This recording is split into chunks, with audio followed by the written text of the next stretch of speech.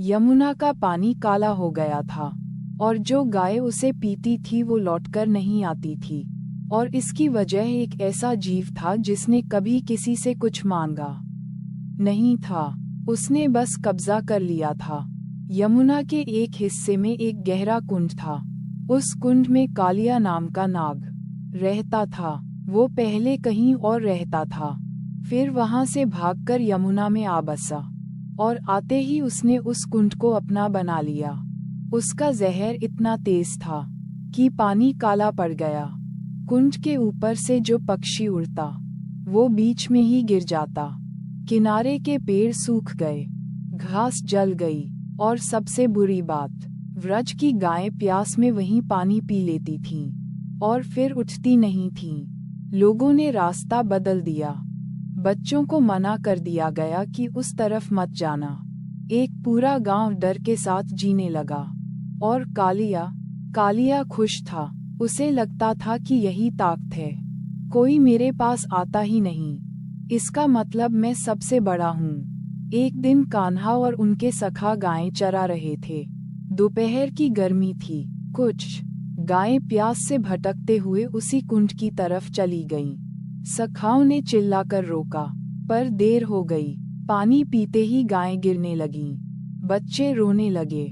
किसी को समझ नहीं आ रहा था क्या करें। कान्हा कुंड के किनारे खड़े होकर उस काले पानी को देख रहे थे। उन्होंने कुछ कहा नहीं, बस देखते रहे। फिर वो किनारे के एक कदम के पेड़ पर चढ़ गए। सखे चिल्लाए, कान्हा नहीं, वहां मत जाओ। पर कान्हा ने अपना दुपट्टा कमर में कसा और उस काले कुंड में छलांग लगा दी। पानी जोर से उछला और फिर सन्नाटा। किनारे खड़े बच्चे रोने लगे। कोई गांव की तरफ दौड़ा। थोड़ी देर में पूरा व्रज वहां इकट्ठा हो गया। यशोदा, नंद बाबा, गोपियां, सब। यशोदा किनारे पर बेहोश होने लगीं। पानी के नीचे कान्हा ने कुंड के तल पर पहुंचकर पानी को हिलाना शुरू किया। कालिया गुस्से में जाग गया। उसने देखा कि एक छोटा बालक उसके घर में घुस आया है।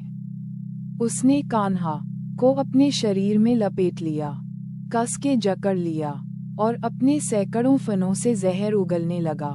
और यहाँ एक बात हुई, कान्हा ने अपना शरीर फैलाना शुरू किया। धीरे धीरे, लगातार, कालिया की पकड़ ढीली पड़ने लगी। उसे छोड़ना पड़ा।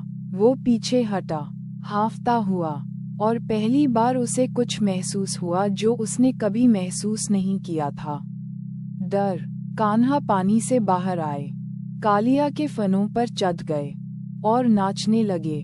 हर बार जब कालिया कोई फन उठाकर वार करने की कोशिश करता, कान्हा उसी फन पर पैर रख देते। एक एक फन झुकता गया। किनारे खड़े लोग हैरान थे।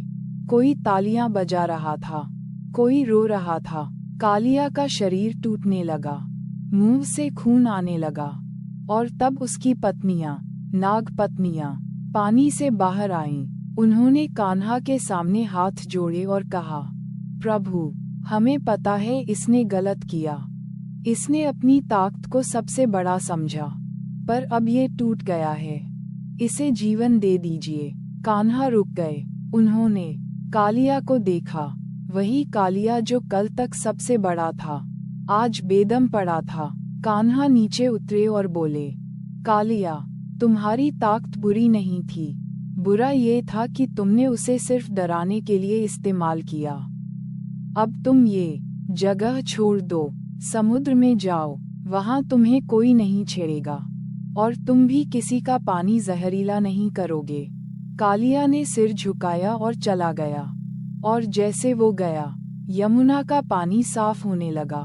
पहले धुंधला, फिर हल्का, और फिर बिल्कुल नीला। किनारे की घास लौट आई। पक्षी फिर उड़ने लगे। गायें आकर बिना डर के पानी पीने लगीं। कहते हैं उस दिन के बाद व्रज के बच्चे उस कुंड में तैरते थे और वहां कमल खिलने लगे थे। इस कथा की सीख यही है कि अहंकार जितना ऊंचा उठे, गिरने के लिए उतनी ही जगह बनाता है। कालिया के 100 फन थे और हर फन एक जगह थी जहां पैर रखा जा सकता था। और दूसरी सीख ये भी है कि जो सच्चे मन से क्षमा मांग ले, उसे दंड नहीं, दिशा मिलती है। हरे कृष्ण। रोज एक नई कथा के लिए सब्सक्राइब कर लीजिए।